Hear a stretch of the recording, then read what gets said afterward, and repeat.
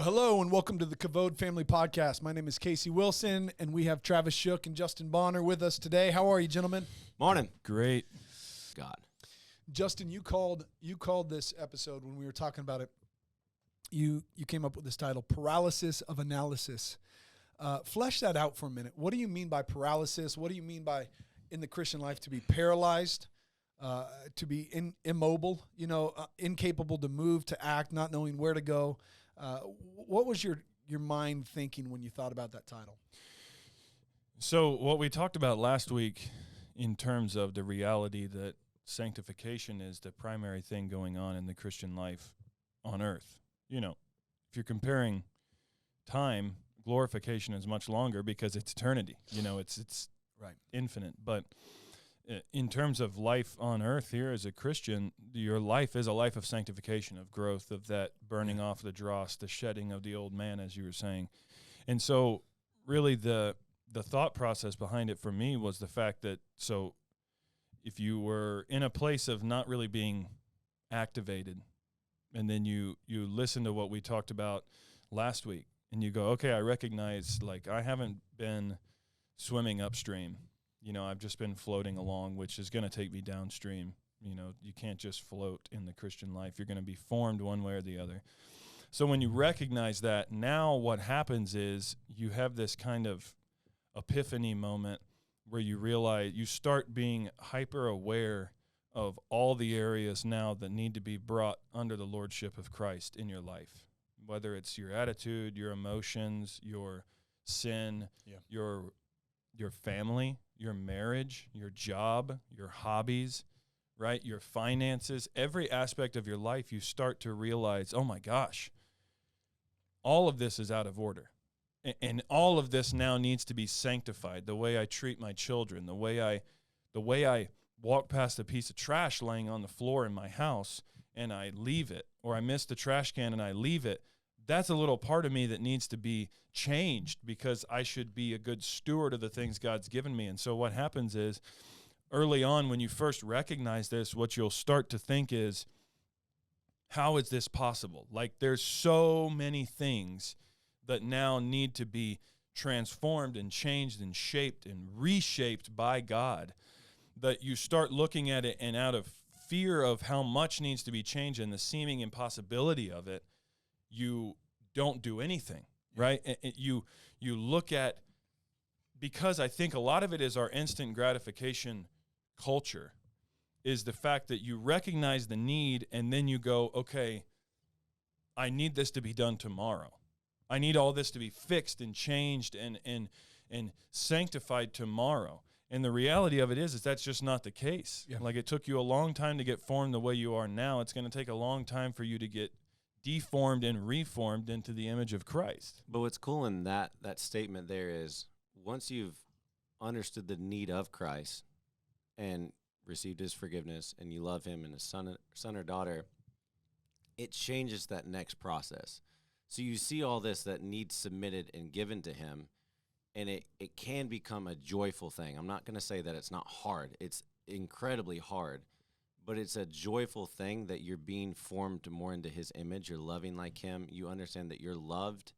And it doesn't rock you to your core whenever you realize, wow, I've been coasting and my family they're not evil, but they're not led and they don't know who God is. And I work and I live two separate lives of work and home and nothing's submitted to God. And that's a lot to do. We're all right, God, let's do it. And you see he's going to lead you through it. You follow him. He's discipling you on how to do it. And it can become a very peaceful thing, even though you see how much needs to change. Well, the way that we, I think it's honestly a lot of times there's a deficient view of our relationship with Christ and his investment in our life and in our sanctification process, because we don't have a good theology of the presence of Christ with us, right? Mm-hmm. The Spirit of Christ, the Holy Spirit, is with us and is fully invested in working out the will of God in your life, which is, as 1 Thessalonians says, your sanctification. And so we import the way that we do things wrong as fallen humans, and we think that God gave us this idea now that we need to sanctify our lives and we need to walk in obedience and holiness, and that he now leaves us to go do that. Right? And how does the entire Gospel of Matthew end? Lo, I am with you always. Go and spread the gospel to the world. Make disciples of all nations. And lo, I am with you always, even to the end. Yeah, he doesn't send us alone. You're not like, you didn't get this idea. Now God goes, okay, now go take care of all these things. Number one, it was a mercy and a grace that you were saved to begin with. Number two, it's a mercy and a grace that you came to this realization. You didn't come to that realization on your own. You might have clicked play on the podcast last week, but you didn't come to that realization on your own. That's the Spirit of God in you. And so he doesn't just keep pushing you to something to where now you can do it on your own, right? He's with us. He's with us through it. He's the one that led you into this moment of realizing everything. The realization is what he wants, but what he wants you to turn to is, I am with you. I am going to do this in you. The whole point is that you just need to walk. Walk, and I'll do the walking. I'll do the doing. You just be obedient. So this kind of reminds me this year, two of my boys wanted to, they were torn. They wanted to play football, youth football, but they were just back and forth. The option was put on the table. Boys, we can either play football. You've loved it the last couple of years. It's been a blast. We enjoy it. We can spend the fall playing in the woods, camping, fishing, running around, taking adventures, doing those things. And they were torn. And I said, look, Dad is pleased with either one of these. But when you say yes to either one of these, you two have to talk, come back to me, tell me what you're going to do. The moment you say this is what we want, you commit all the way through. We're not going to start something and then regret it. We're not going to begin something and then waver when it's hard or difficult or emotional. We're going to follow it through, right? And so, because they were wavering on football. So I put it in their hands. I wasn't going to make them do football. And so Jameson and Nate went and talked, and they came back and they said, Dad, we want to play football. And so the moment they said, we're in, it was wonderful, because at that point on, I was always taking them back to, you made a commitment. This wasn't Dad. You made a commitment. Now you're overwhelmed. Now you're anxious. Now you just got in a tackling drill with the middle linebacker and he just leveled you and it hurts, right? And you're sore and you're puking on the sideline. But that doesn't matter, because we made a commitment and we're walking through this and we're going to grow, through this season. It's kind of a rough analogy to the Christian life, but there's that point where Christ takes over our life. We come to believe in him. We see him. Those people that say, look, I believe, I understand what you're saying, and I even agree with it, but I'm overwhelmed. I don't know what to do. I look at my own home. I don't see a Christian home. I look at my life. I don't feel like I'm living a Christian life. I don't feel like I'm speaking in a way that's honoring to God. Where do I begin? Is that kind of the picture that you're after here? Yeah, and I think it goes back to Philippians, right in the beginning of Philippians, where Paul says, I thank my God to this Philippian church. I thank my God in all my remembrance of you, always in every prayer of mine for you all, making my prayer with joy because of your partnership in the gospel from the first day until now. And I am sure of this, that he who began a good work in you will bring it to completion at the day of Jesus Christ. Yeah. That when you said, God, I am yours, at that moment, the end is secure. Yeah. Like, at that moment, he is with you and he is faithful to see it through to completion. And so it's so easy to start to feel like, well, it's resting on my power. And if things don't go the way that I want them to go, then that's because I failed. Yeah. But it's less of that, and it's more of God is faithful to walk you through this. He is taking you by the hand and walking you through, sanctifying these portions of your life, fixing these portions of your life that have been deformed by sin and by the devil and by the world and by our nature, fallen, corrupt nature in Adam. He's faithful to walk you through all of those things. And you don't know what's going to happen, but he's walking you through that because he's the one that gave you the idea to do the walking in the first place. Yeah. And it runs off that analogy, a parable, your kids in football. Like, you're the one driving them there.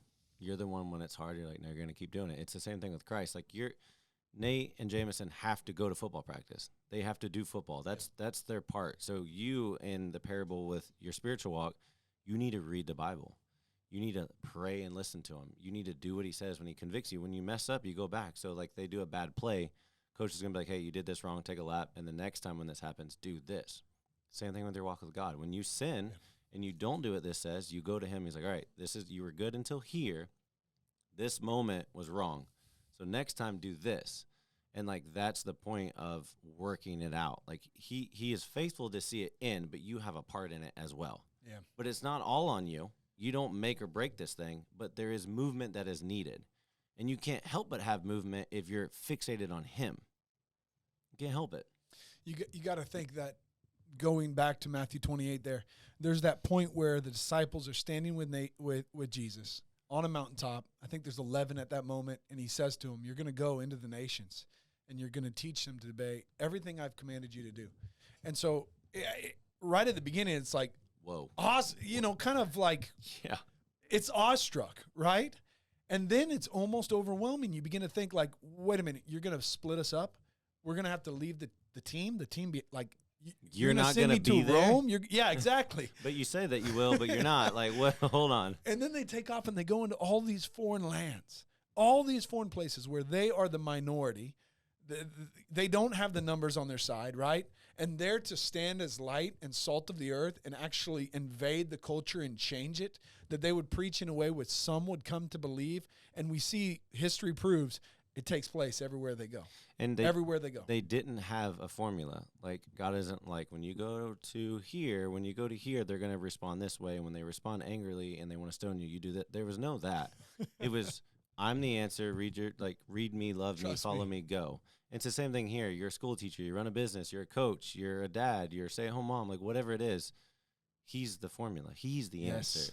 Okay, so let's go down that road because take, for instance, if you're a school teacher, you work in a public school system and you're a Christian, you're in a difficult bind because on one hand, you have to honor the employer that you're with. You have to abide by some of the rules and the things that they've asked you to do.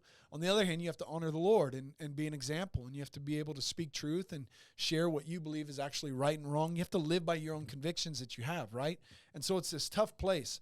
And so it would be foolish of me, here I am on a podcast who's never been a teacher in my life, to try to tell you, well, this is what you do, this is what you say, this is when you say it.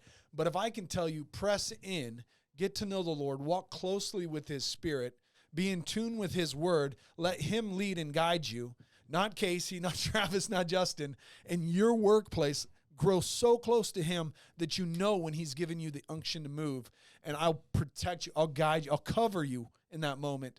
That's wisdom, right? And that's what we're trying to get people to realize. It's not a formula. It's not a system we're trying to get you to ABC. It's get with God, walk in his shadow, everywhere you go, no matter what job you take, no matter what land you live in, no matter what your situation, walk in his shadow and he will guide you through this.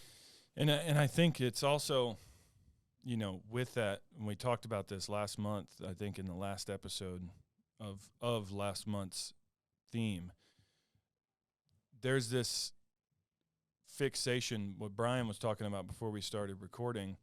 There's this fixation and there's this paralysis that occurs when you start looking at all the things you have to stop doing, right? You look at all the things that you need to change or to fix instead of looking at and figuring out how can I be more like Christ. You think about, well, what's going to happen if they ask me to do blank as a teacher? Mm-hmm. What am I going to do then, right? What am I going to do then? What am I going to do here and there and here and there? That's not what we're called to worry about right now. What we need to do now is to incorporate the things that Jesus did in his life that promoted holiness. There were things, yes, there's not a formula, but there are specific disciplines that Jesus did that promoted holiness in his life. We talked about them in the last episode, about fasting and feasting, and the scriptures, and prayer, and witnessing, and service, and community, and solitude. Those were things that he did. And it's not a matter of now having a formula to success. It's a matter of now forming your life around the things that Jesus did that made him who he was. And that's what you see in the book of Acts. The whole apprenticeship thing that we talked about was they watched Jesus do things. They watched him always succeed. Right. Then he watched them do things and they failed. And then what happens in the book of Acts? They do, and he watches from heaven, right?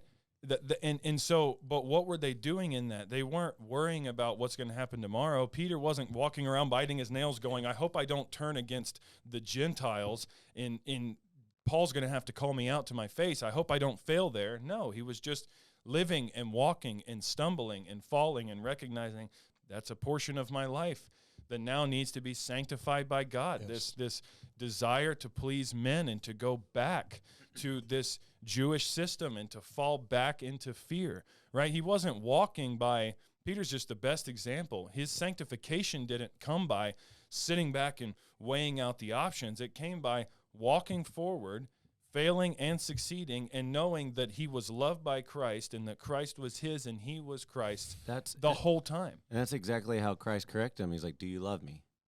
Do you love me? Do you love 3 times? And like, if that is your focal point, is him and his love for you and your love for him. David messed up, but they kept someone from his line on the throne. Jesus is called the Son of David. Like, if your heart is after him, he will guide you, inform you, and lead you, and you will hear and you will read. Like, if anything in your walk to keep moving forward, if you're paralyzed by all of the things going on, all the different situations and scenarios, look at him. Yeah. And he'll tell you what to do, what not to do, how to say it, what if you should be angry, frustrated, calm, like we talked about the deadly sins and all. Like, there's a million things you can do. And I see so many new believers when they ask me a question or something, and I'll say, oh, it's this, and then eventually it's this, and they're like, oh my gosh, like how do we get there? And it's like, it's him. Just stay with him. It's that simple. I often will, admittedly, I'll just confess right now. Often I'll sit down, maybe once a week, my family, my wife and children and I will go out to dinner together, go out to a restaurant, something like that. And it's always, it's $100, $120, it's now expensive. It's happened when you have a family of 30. Yeah, well, and they're still eating off the kids' menu, right? So I'm like, sweet, $7, feed them. And but I begin to think about, like, this is only going to last another 2 or 3 years. And then they're starting to eat, like preteens and teenagers. And I'm like, oh, man, how am I going to afford a $200 tab? Nate's going to be and throwing down. He's already throwing down. No, but I think about that, and the only thing that gives me peace and comfort is, wait a minute, Casey. If I try to plan and prepare for that too much, overanalyze that, get overwhelmed with it, it really does kind of paralyze me for a moment with just planning. But if I just pause and think about, wait a minute, Casey, has God not provided so you could have them today? Did he not provide so you could get around today? Has he not? And you begin to focus on what he has done, right? That whole Matthew 6:34. Mm-hmm. Do not be anxious about tomorrow. Tomorrow will be anxious for itself. Sufficient for the day is its own trouble. Just realizing that, wait a minute, God has provided sufficiently for me today. Will he not do the same tomorrow? Is he not a good and gracious, kind Father? And how many good, amazing moments of growth in your own life that do you miss out on worrying about tomorrow? And how many situations with people around you who are struggling or in despair or want to commit suicide, and you are missing opportunities because you're worrying about how much Nate's going to eat in 5 years. Like, it's crazy to think about, but it's easy to do for myself as well.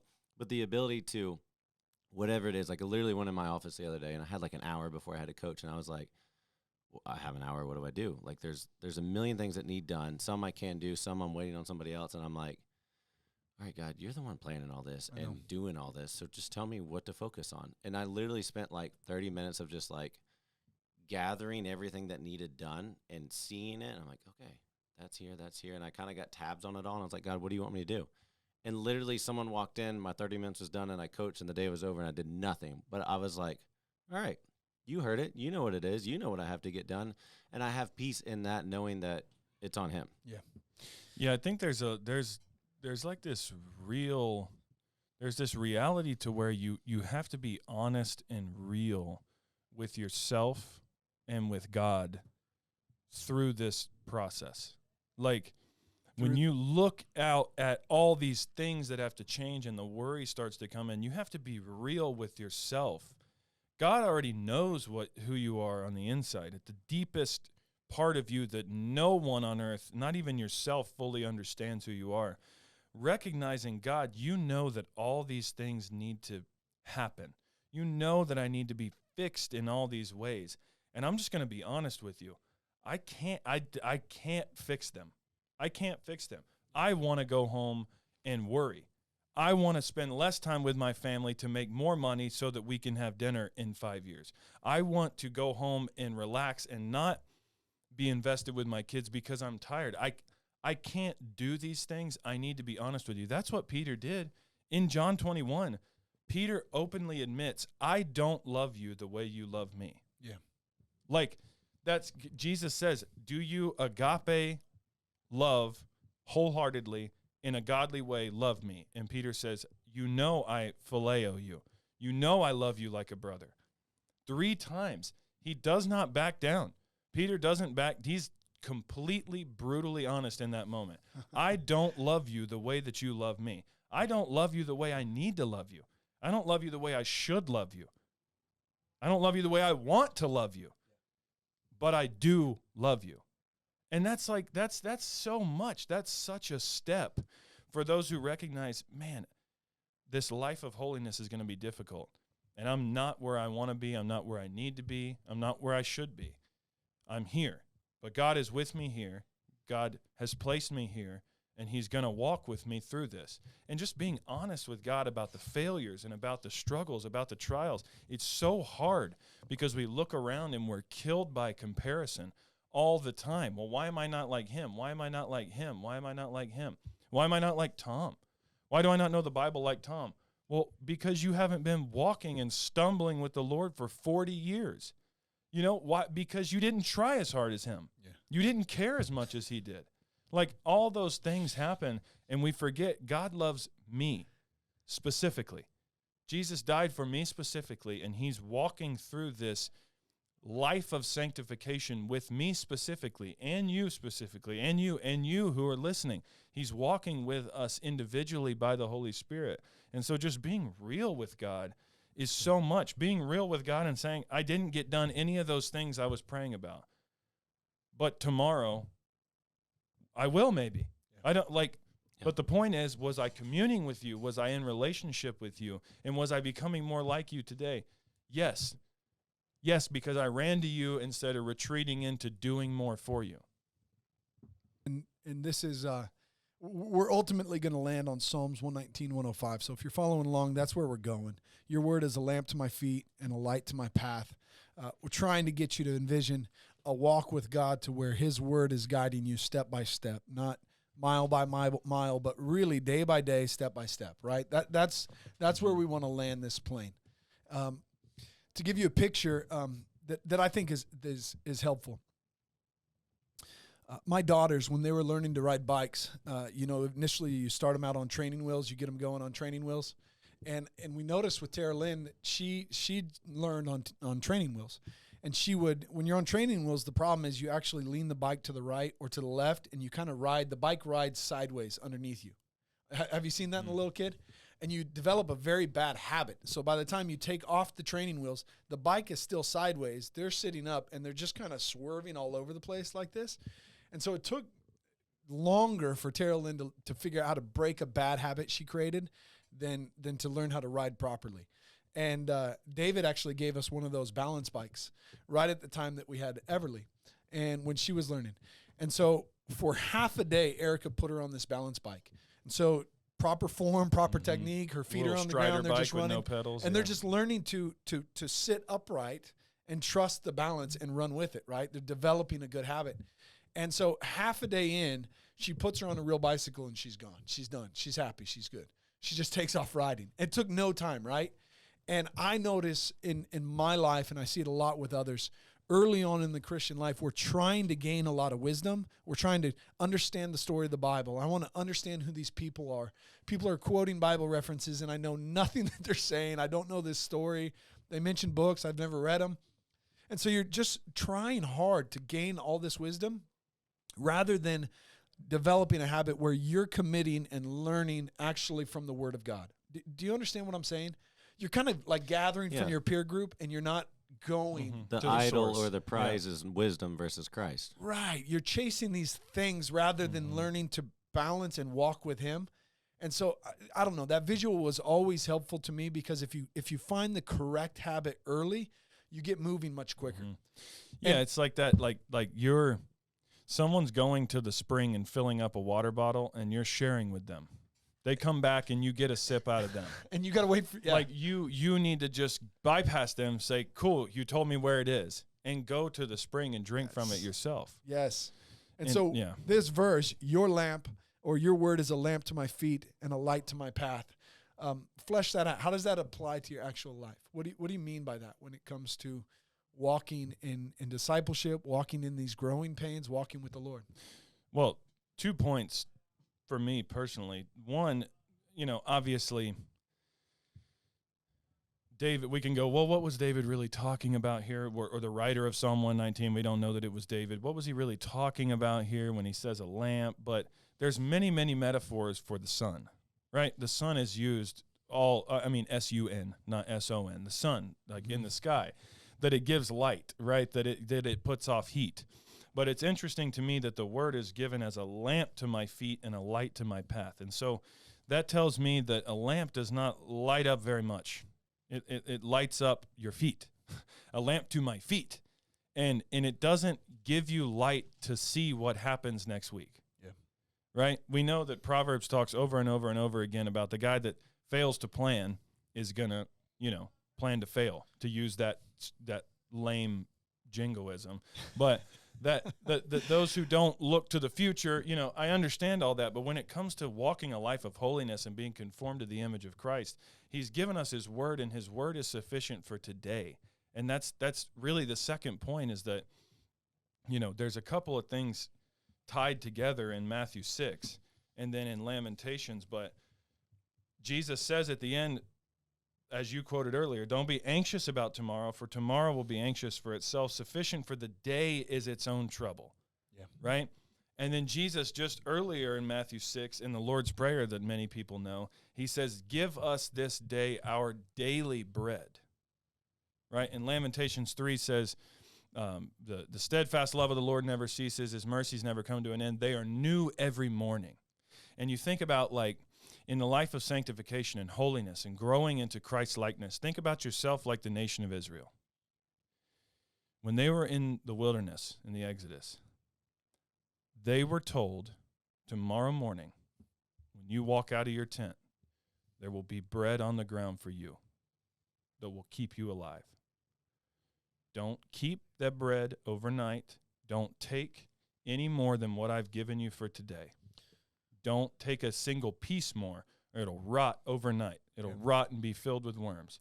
On the Sabbath, when you're not supposed to go out and collect, I'll give you a double portion the day before. And there's this idea that you can't live tomorrow on yesterday's bread. And that's when he says, give us this day our daily bread. So every single day when you're looking at all of these things that have to be done, you can't do them today. Yeah. But he is faithful to give us the exact mercy that's needed to meet the exact evil that's going to be met in that day.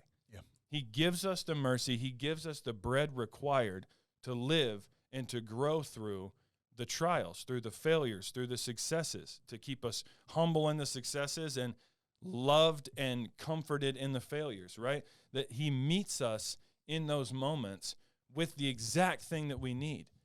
But we have to go back to him day after day after day after day, recognizing him as the prize, him as the source of that bread, or else we end up doing it in our own strength and becoming haughty and proud, or we end up full of despair and failing all the time and thinking that there's no hope. Travis, let me ask you a question. Can an athlete, one of your clients, can they come in, can they just, rather than working 5 days a week, working out 5 days a week and trying to stick to the nutrition plan 5 days a week, could they just save up those 5 days and do 5 workouts on one day and then do whatever they want for 6 days of the week? Like, how would that play out with their own physical growth?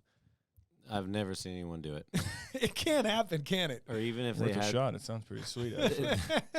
I mean, I've seen people try to do it, but there's no consistency. It's like, I want to become just like Jesus tomorrow, and if I don't, then I'm done. Because that's what happens. They go as hard as they possibly can for a few days, and then I don't see them again for 6 months or ever. So it's about building rhythms that are consistent every single day, habits that are a part of your daily life. Absolutely. And so when we're talking about being overwhelmed or being paralyzed by overanalyzing what's going on in your life, if you become paralyzed, rather than being anxious and discouraged in that moment, it's actually, you should, from this point on, if you get overwhelmed, rather than becoming discouraged, we want you to press into the Lord. Think of that as an opportunity, a gift, a trial, a moment where God is actually putting something in you or in front of you that's causing you to come to him and pray, to rest in his promises, to trust in his word. And you may not get answers. You might not get answers that day, but you'll begin to do the things that you need to do to find guidance and to find nutrition for your life, right? That's James 1:2. Count it all a joy, my brothers, when you meet trials of various kinds, for you know that the testing of your faith produces steadfastness. And let steadfastness have its full effect, that you may be perfect and complete, lacking in nothing. So the idea of, exactly, like day by day, you go to him. He is the prize. You're praying, you're in your word, you're going to him. If you didn't do that, great. Go to him. He'll tell you where you went wrong, and you do it the next day. That's good. I love just to close out, I love the picture of David. It's a really wild story to think about. I mean, I know we talk about David a lot because he's a really good like archetype for success and failure in the Christian life. But if you think about it, the time on the run from Saul happened after he was physically anointed as king. like he was told, you're in. And I mean, he had position of power. Like, he was the warlord, he was the musician, he was the armor bearer. Like, he had done this steady climb. Yeah, like, and that's how I think about that kind of parallel in the Christian life, where you're like, okay, I'm a son of God. Now I need to start walking. But then what about all these things? What about all these areas that I need to fix? What about the fact that I've been told I'm going to be the king? And in Psalm 63, that's so good, talking about my soul thirsts for you, my flesh faints for you, as in a dry and weary land where there's no water. I want you, God, but these things are hard. These things, I'm struggling. He says in verses 5 and 6, my soul will be satisfied as with fat and rich food, and my mouth will praise you with joyful lips when I remember you upon my bed and meditate on you in the watches of the night. For you have been my help, and in the shadow of your wings I will sing for joy. Do you know what his bed is here? It's a rock in a cave. Like, on my bed, he's sleeping in a cave on the run in the wilderness. Yeah. And so in the midst of this forging process, when he doesn't know how he's going to make it through the next day, he was so intent on Christ and on God as being the focus of everything that he says, I will sing in the shadow of your wings, I will sing for joy. That's good. I mean, that's such an impactful picture. That's counting it all joy when you're met with various trials and temptations, you know? Just a few. Literally, yeah. And so that's what we want to provoke you to think about through this episode, is the fact that when you look at all the things in your life that need the hand of God brought to bear upon them, and you recognize that you're not sufficient for them, and you rest in Christ, that's exactly where you need to be. Yep. Yeah.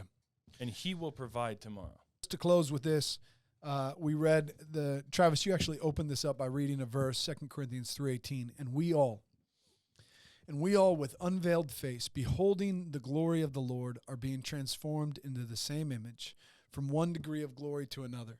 And so if this podcast has taught you anything, I hope it's that when you face trials or circumstance, or when you enter into a place of anxiety and fear and worry, it's not trying to find the answer, the way out. That's not what we're trying to get you to do.